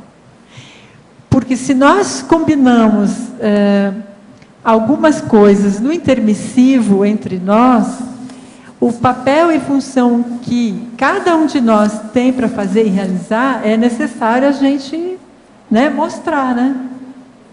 Não dá para a gente esconder isso, porque uma peça... Vamos pensar na analogia de um tabuleiro de xadrez. Nós somos mini peças dentro desse maxi mecanismo. O detalhe é que essa mini peça tem vontade própria, né? Então ela nem sempre está sendo mexida por um só. Nós é que temos que ter o discernimento e lucidez de fazer esse movimento, e envolve reciclagens intraconscienciais. Lembrando que o tabuleiro de xadrez é péssimo, né? Porque é tudo na base da monarquia. Pois é. Eu sou contra. Mas olha, tem aqui uma coisa para você. Em Parafatologia, página 49, quarta linha. Parafatologia. Página 49, quarta linha. Gostaria de saber de que maneira a consciência iniciante na conscienciologia poderia desenvolver de maneira assistencial a leitura parapsíquica da psicosfera do outro. Nossa, essa é fogueira. Como explicar isso brevemente em 1 minuto? Aí é só ter uma aula, né, de dinâmicas, né, parapedagógicas, né, parapsíquicas e parapedagógicas, para a gente aprimorar isso. Mas é o seguinte, eu falava há pouco sobre a comunicação parapsíquica, que ela é através das energias. Como não há uma linguagem específica que a gente tenha uma alfabetização desde pequeno, não se aprende isso na escola, e espera-se que futuramente isso seja uma das matérias futuras para estar contendo na grade curricular das escolas e universidades, aprendermos a comunicarmos com o nosso parapsiquismo. Isso é fundamental. Se a gente tem essa alfabetização parapsíquica, a gente consegue fazer essa leitura. O que significa isso? Movimentos, manobras energéticas. Você faz uma assimilação das energias do outro, faz o acoplamento, faz o rastreamento, consegue aí discernir o padrão pensênico do outro, o interlocutor, para você traduzir o que é o conteúdo, o significado daquela energia expressa pelo seu interlocutor. Eu não sei se eu consegui aí ajudar em alguma coisa, mas basicamente é isso. Ana? Sim? Na ala 2 aqui, em cima. É o seguinte, em primeiro lugar, assim, também parabenizar pelo verbete, está muito bom. Eu sou interessado na área também, porque sou da área da comunicologia, né, tentando estudar e cada vez mais isso. Mas uma coisa que está vindo muito na questão de pesquisa é que o que a gente percebe? Que toda essa estrutura de multimídia, de veículos de comunicação e diversas áreas aí da comunicação acabam tendo uma incidência na condição intraconsciencial das pessoas, né? Algumas dessas incidências podem trazer um efeito positivo, outras nem tanto, né? Que entra muito a questão de manipulação e principalmente gerando perfis de vidas ou desejos idealizados e que acabam gerando uma frustração. Essa frustração pode gerar ou ser a causa principal de patologias. Essa construção que eu estou fazendo é pelo seguinte: eu começo a ver que, em função da complexidade que a comunicação passou a ter, incidência na vida das pessoas, se é cada vez mais possível os próprios técnicos, vamos dizer, da comunicação, ou promotores, realizadores, né, disseminadores da comunicação, também passarem a se responsabilizar mais pela terapêutica do processo dessas patologias possíveis criadas. Então, para isso, na realidade, o que eu estou vislumbrando é toda uma nova área de terapêutica e de paraterapêutica nesse sentido, para fazer a reminiscência mesmo dessa condição, né? Então, eu vejo cada vez mais uma participação, e aí não repassando somente para as áreas aí da psicologia, medicina, mas os técnicos da comunicação, os comunicólogos, também participando desse processo aí de cura e de terapêutica mesmo. Sim. Bacana a sua colocação. É isso mesmo. Esse papel cabe a nós. A nós que eu digo, nós que somos pesquisadores da conscienciologia. Porque na SOCIM não tem isso, eles não abordam e não veem dessa forma. Para mim está muito claro que esses saberes comunicativos, eles são para a gente fazer assistência, a interassistência. Se nós temos essa consciência, então a bola está com a gente. Nós é que temos que tomar a iniciativa de propagar isso, disseminar isso, divulgar isso, expandir, difundir, porque é a mudança, né, do paradigma, é a mudança da visão, é a renovação, é a reurbanização que é necessária para estar instalando uma nova forma de todos os seres humanos se interrelacionar. Pensar na intercomunicação de modo tarístico, assistencial, pró-evolutivo, né? E aí foi com esse foco, esse viés que vem aí a tabela das 45 ações pró-comunicativas. Essa tabela ela foi vivenciada por mim profundamente. E tempos atrás eu estava muito mais nas ações anticomunicativas, é claro, né? Agora estou fazendo aí todo o processo de busca de estar mais nas ações pró-comunicativas, posturas mais assistenciais, evolutivas, que vão visando mais o auxílio ao outro, uma convivialidade sadia, no processo realmente de querer o melhor para todos, né? Seria um exercício teático, né, do princípio da cosmoética, né? Um dos princípios da cosmoética é aconteça o melhor para todos. Como que a gente contribui para isso? Às vezes é numa pequena interlocução de um bom dia, como vai? Tudo bem? Um diálogo minúsculo, às vezes pode acontecer ali uma grande assistência. Então, ficar atento a esses detalhes do dia a dia, que é fundamental. Nós estamos nessa vida intrafísica, é um imenso laboratório, né, experimento para a gente estar intercambiando esses saberes, né? E nunca menosprezar que o outro não tem saber nenhum para nos passar. E isso é uma demonstração primeiro, de burrice, né? Já começa daí. E segundo, que a gente não está sendo nem um pouco interassistencial. Na condição de coordenadora do Colégio Invisível da Dessomatologia, o senhor poderia expor mais amplamente o comentário sobre a relação do Zéfiro e os integrantes da dessomatologia? Quem está perguntando aqui é a Daniela Miari, ela que é a que dirige, que nós não falamos do colégio, falamos só da dessomatologia e da longevitar. Ela está chamando a atenção. Então, Daniela, o problema é o seguinte: o que a gente fazia é o acolhimento, a orientação e encaminhamento da turma que estava dessomando. Agora, o que é que se passa? Essa orientação, na verdade, às vezes é o despertamento, a restauração da lucidez daquela consciência. De acordo com isso é que ela era encaminhada. Agora, o trabalho era feito em conjunto com 2 tipos de tarefa básica. Primeiro, a dessoma individual. Segundo, as dessomas grupais. As grupais, por exemplo, quase sempre envolvem, e ainda envolvem até hoje, problema de guerra. Mas existe também os acidentes. Naquela ocasião havia muito acidente, que eu lembro de algumas coisas, de barco. Tipo veleiro, aquelas coisas que havia na ocasião, século XIX. Agora, as doenças crônicas também, do ponto de vista de peste.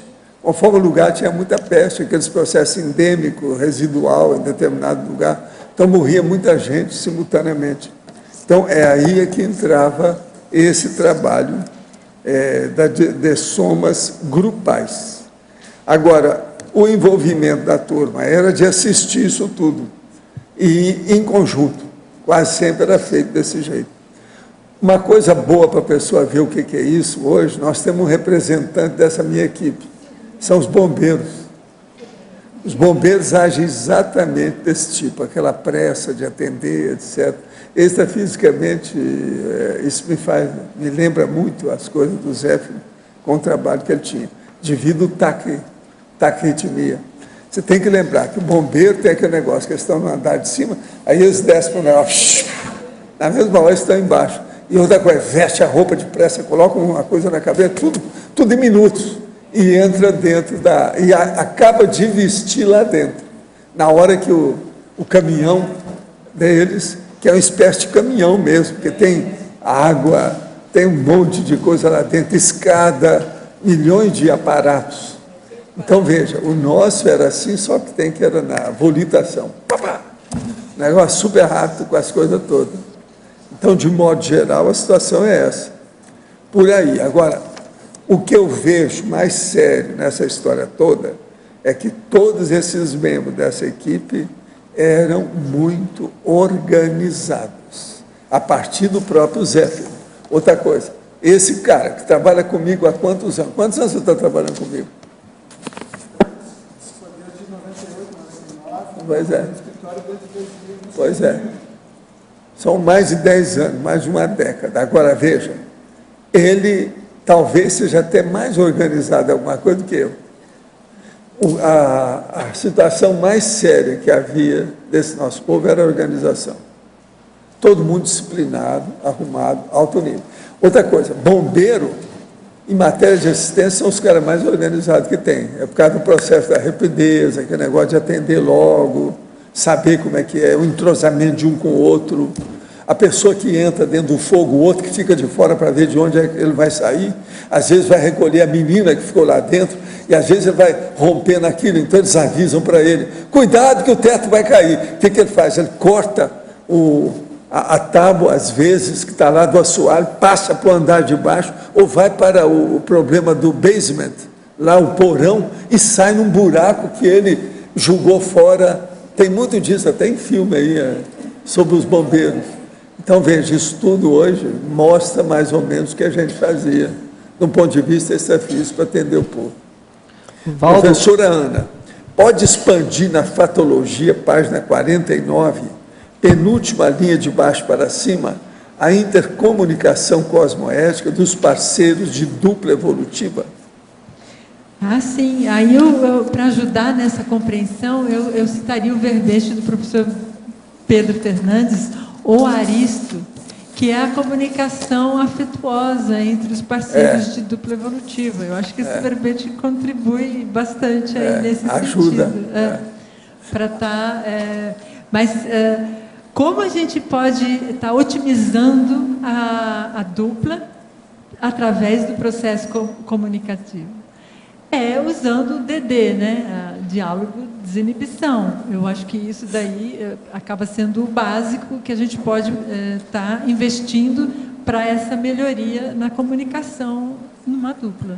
A comunicóloga e verbetógrafa Ana, na estrangeirismologia, página 48, poderia nos explicar melhor os itens relacionados ao traforismo do lema latino Sabere aude, a comunicação avec l'au-delà, e astúcia da consciência passibete. Ah, que ótimo que alguém perguntou isso, porque esse lema latino eu gosto muito. E eu desejo a todos nós, para mim e para todos. A comunicação avec l'au-delà, isso é coisa de Allan Kardec. Ah, não, depois eu explico, peraí. Mas comunicação l'au-delà é coisa de Allan Kardec, ele começou a falar mais nisso, século XIX. Mas foi inspirado num livro de uma sensitiva inglesa. Pois então, mas tudo é da época de Allan Kardec, me perdoa, mas tudo tá certo. Tudo é da época da mesas girantes. Isso. L'au-delà, comunicação l'au-delà. Isso é da época do Zé Fio. Agora, o Saperialdi... Estou falando, estou mexendo a minha coisa aí. Que é isso? Agora, o Saperialdi ouse saber. Tenha coragem de ir ao encontro do saber, né? Busque sempre saber. Esse é o lema latino. E a astúcia da consciência passibete. Bête, em francês, seria boba. A pessoa ingênua, boba. Besta. Besta, isso, traduzindo mais claramente, diretamente, besta. Então, a astúcia da Francine não tão boba assim, né? Ana. Oi. Ana, é Isabel. Oi, pois não. Oi. Parabéns aí por você ter vindo defender seu verbete em loco. Nossa, eu fiz questão disso, Isabel. Foi muito bom ter vindo. Já Mas outra coisa, é bom gente falar. Nós não estamos falando nada aqui sobre o Adélio ou a Lindar, não tem nada a ver com isso. Viu? Se você puder, queria que você fosse na bibliografia. Ah, sim. Você quer algum comentário? Sim. Primeiro, o item 2. L'Archéologie du Savoir. Esse livro já tem em português? Já foi traduzido. É que a edição que eu tenho lá em casa é em francês. L'Archéologie du Savoir. Quer dizer, a Arqueologia do Saber. Sim. É do Michel Foucault, um filósofo francês. Uma cabeça, né? Tem os seus poréns, né? Tem as suas loucuras. Tem as suas loucuras, exatamente. Mas ele contribuiu muito para a linguística, assim, de uma forma especial. É a melhor coisa para dele. muitas coisas, no conceito das formações discursivas, né? De como entender a linguagem do ponto de vista linguístico, como se constroem todos os estilos, como que as diferentes linguagens das diferentes especialidades ele focou bem em determinados assuntos. Foucault bem, sim. É uma brincadeira com as palavras aí. Isabel, só queria avisar que esse livro tem na holoteca, mas tem também disponível em PDF pela internet, você pode baixar. Tá. E o primeiro aí, se você puder comentar, por que você escolheu a ordem do discurso também dele? A ordem do discurso. Se você puder. Eu trouxe o livrinho. Na verdade, é a conferência dele de abertura, quando ele foi empossar na Universidade lá de Paris, na Sorbonne, substituindo o Jean Hippolyte, né, um outro filósofo que havia falecido. Aí ele fez o discurso, a aula inaugural dele, de posse, e que foi depois publicado nessa forma, né? O livro chama-se A Ordem do Discurso. Ali ele sinaliza toda a linha de pesquisa que ele desenvolveu ao longo de todos os anos, enquanto ele era professor lá na Sorbonne. O plano, o plano diretriz, né, dele de docência lá dentro da universidade. E aí o eixo principal da preocupação dele era entender como se forma e se produz o discurso no sentido, do ponto de vista linguístico, né? Não esse que a gente conhece. Aí eu estou vendo a professora Cristiane, que é aqui da minha frente, que pode nos ajudar nisso, porque também é da área, né, da linguística, pode estar contribuindo também. Mas onde ele quer nos auxiliar é no entendimento de como que as diferentes formas de linguagem, de diferentes áreas do conhecimento, se formam e como elas se caracterizam, como elas se manifestam e o que pode ser analisado e extraído de conhecimento disso. Então, essa ordem aí é no sentido de ordenação, não é no sentido de ordem de imposição. Não, não é isso. Muito bom. Parabéns. Obrigada. Professor Valdo, aqui no A. A última vez que o Luiz Mineiro esteve aqui, voltando no assunto anterior que eu tinha perguntado, a última vez que o Luiz Mineiro esteve aqui, a gente estava trocando relatos em relação ao fenômeno lá que você viu comigo e viu com ele, né? A gente chegou a alguns denominadores comuns, mas a gente não conseguiu chegar na essência do fenômeno. Que tipo de bibliografia ou nome que a gente poderia pesquisar para entender mais do fenômeno que ocorreu? Não, o processo nada mais é do que uma interpretação extrafísica de personalidade consecutiva. Começa a ver tudo que já tem na enciclopédia sobre personalidade consecutiva para você entender o que é. Através disso, você vai ver os detalhes que ocorreram entre Espanha, Portugal e Brasil. E outra coisa, coloca esses 10, 12 anos aí dentro do riscado, dentro da situação, para ver o que é. Coloca lá dentro para você examinar. Agora, olha o que é uma personalidade consecutiva. Entende? Agora, veja, nesse caso aí, quem expôs a situação foi a consciência de lá para cá. E ela não quis se manifestar. Porque senão todo mundo ia querer saber quem era, como é que era, por que era, etc, etc. Dentro daquela circunstância lá, não dava mesmo, né? A situação está difícil. Agora, gente, eu queria falar que hoje é aniversário de 6 anos da Consul. Todos estão convidados para um mimo energético após a tertúlia no hall do tertuliário lá fora, tá? 6 anos da Consul. Que tal a gente dar umas palmadas?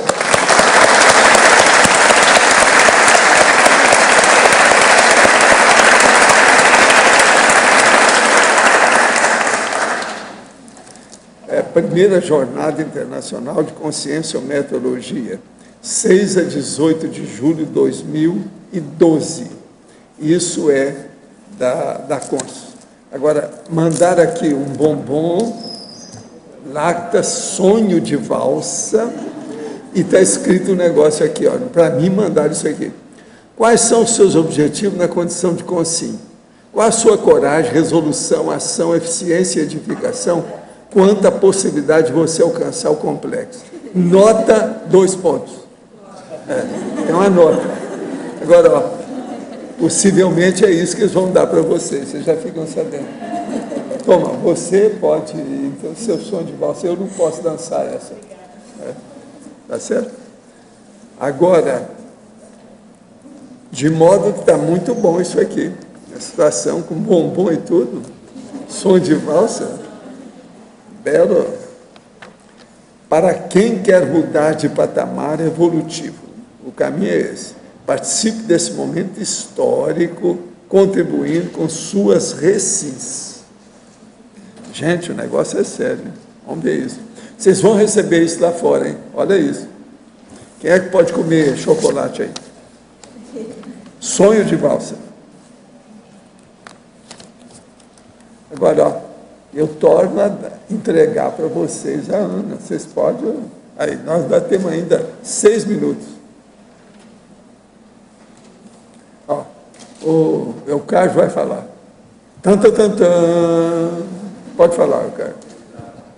Em primeiro lugar, sugeriria a inclusão na coliologia, aí, um item novo, o saber não ocupa lugar.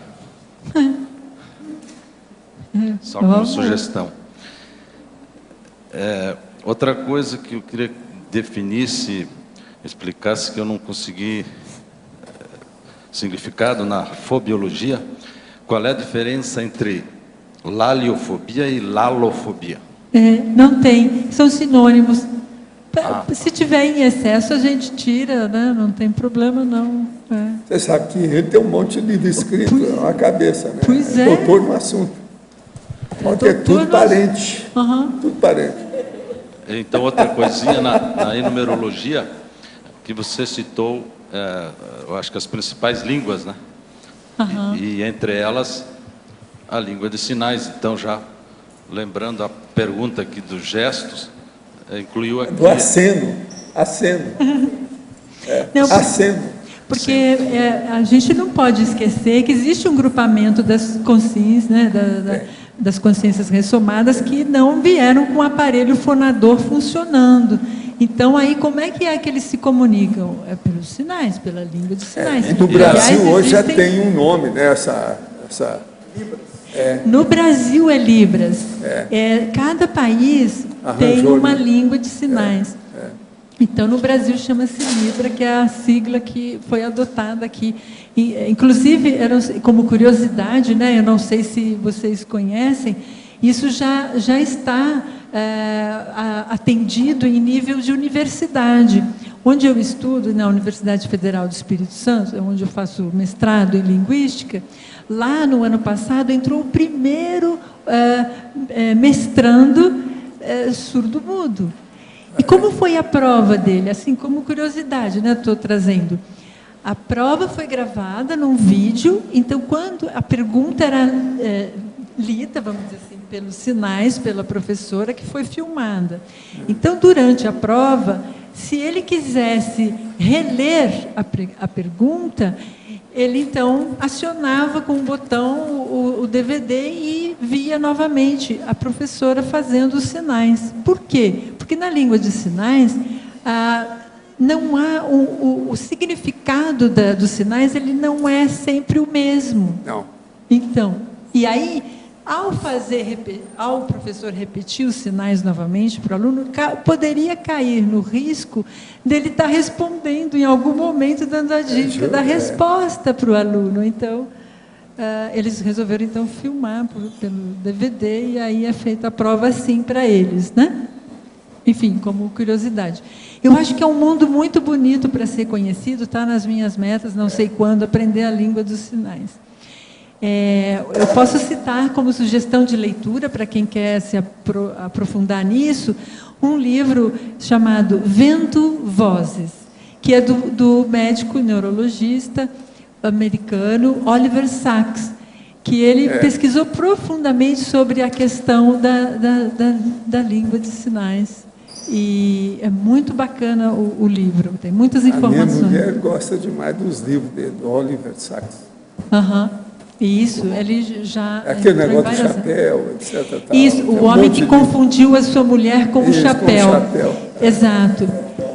Esse era bom. O Antropólogo em Marte também é dele, né? Tem várias coisas. É bom. Aí também, trazendo como curiosidade em questão à língua de sinais, ele relata, Oliver Sacks, no livro, que no século XVIII havia uma ilha no leste americano, eu não vou lembrar o nome dessa ilha, em que todos os habitantes, por 250 anos, eram bilíngues. E eram bilíngues de que forma? Eles falavam inglês e falavam a língua dos sinais. Por quê? Porque não havia outra forma de estar se comunicando, senão a ilha ia ficar minguando, né?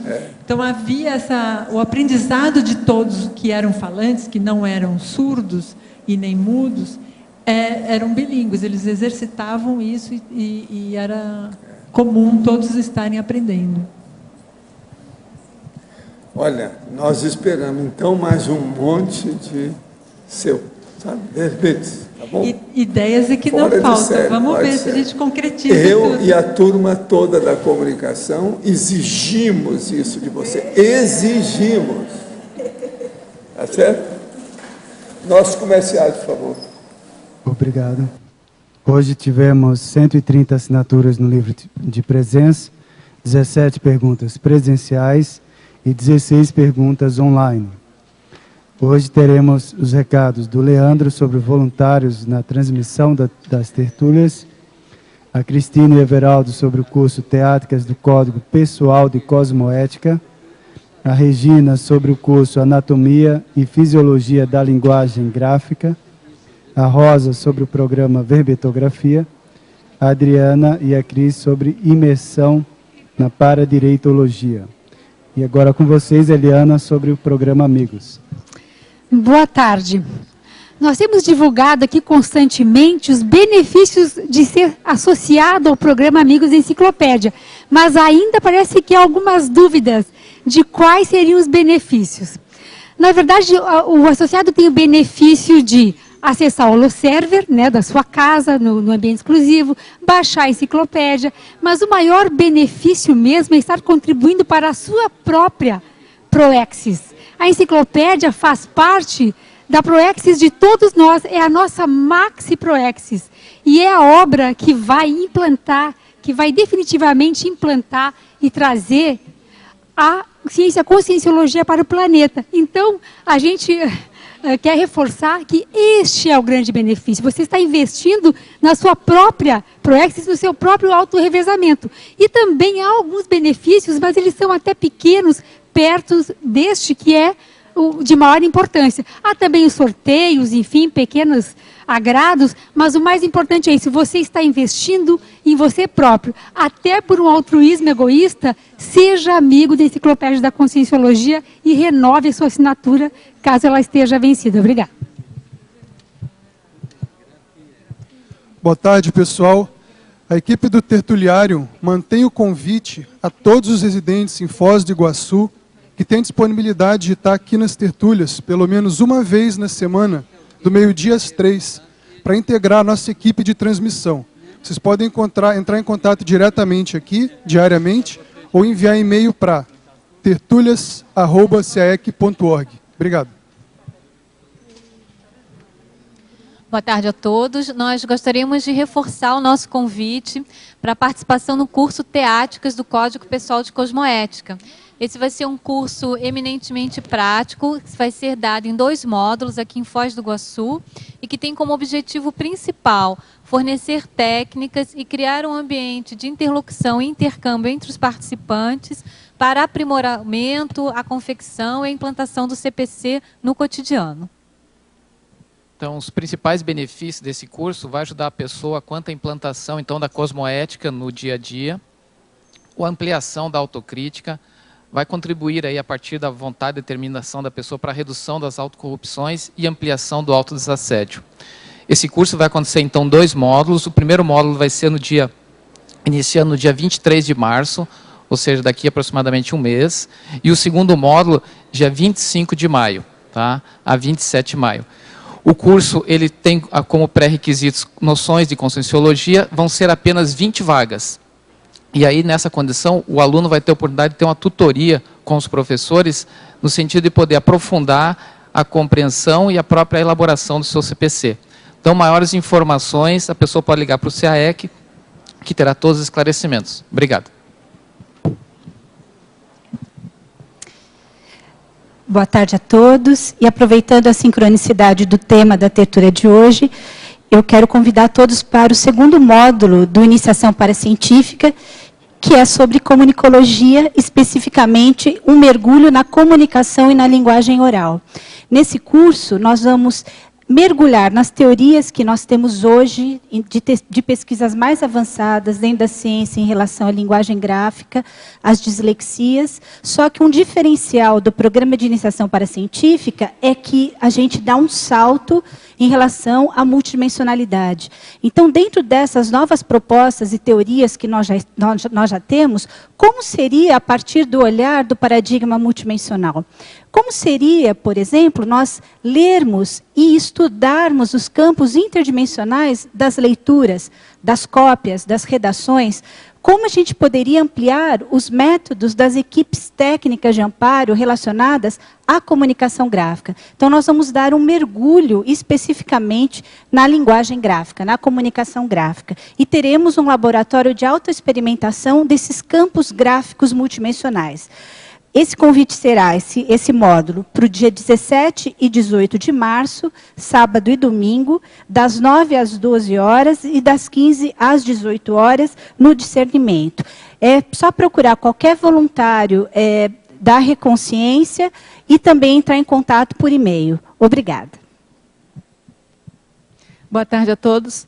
O convite aqui é para o programa Verbetografia, à distância. Ele é totalmente à distância. Favorece, então, as pessoas que moram fora de Foz do Iguaçu a fazerem o seu verbete pessoal para encaminharem aqui para a Enciclopédia da Conscienciologia. Ele vai começar agora no dia 22 de março e a gente, então, tem um tempo aí para vocês fazerem as inscrições pela recepção do CAEC, que pode entrar em contato com o telefone 45, que é o código de área, 3525-2652, ou então pelo e-mail caec@caec.org. A gente só lembra que, para as pessoas que conseguirem um grupo de 15 pessoas ou mais, a gente está considerando aí oferecendo aí um desconto de 25% para cada um dos participantes desse grupo. Então, a gente conta com vocês. Obrigada. Olá, boa tarde. Estou aqui para convidar todos os interessados para a palestra gratuita no dia 2 de março sobre jeitinho brasileiro e flexibilidade cosmoética. Então, a grande pergunta é, você ainda dá jeitinho? Nós ainda damos jeitinhos? Nós fazemos falácias lógicas, né, com toda a falsa racionalidade, achando que está numa razão, numa coerência, e é jeitinho. Então, nós vamos abordar vários temas correlatos, aspectos conscienciais, aspectos históricos do jeitinho brasileiro, que a gente ainda está imerso nessa cultura, e a observação da nossa linguagem. Hoje foi falado de linguagem, de comunicação. Então, vai ser abordado também entonações de frases, posturas, linguagens não verbais, uma série de condições que mostram para a nossa própria autopesquisa se a gente está dando jeitinho ou se realmente a gente está flexibilizando. Essa atividade está dentro da imersão na paradireitologia, com o evento realizado pelo CAEC, e a professora Cristina vai falar agora da imersão laboratorial. Então, na sequência da palestra da professora Adriana, nós teremos no domingo um vídeo debate em que nós vamos fazer uma introdução à paradireitologia e, na sequência, teremos uma semana de imersão laboratorial, cujo tema principal a ser estudado e utilizado nos laboratórios de autopesquisa aqui do CAEC é a anticonflitividade. E no próximo final de semana, o acoplamentário temático de Paradireito. Então, todas as atividades fazem parte de uma parceria do CAEC com o Colégio Invisível da Paradireitologia, englobando aí o que a gente está chamando de imersão no Paradireito, imersão na cosmoética. Ficam todos convidados. Obrigada. Para amanhã, o verbete será para DNA, especialidade para geneticologia. O autor, professor Alexandre Carlone. Obrigado pela sua presença e até amanhã.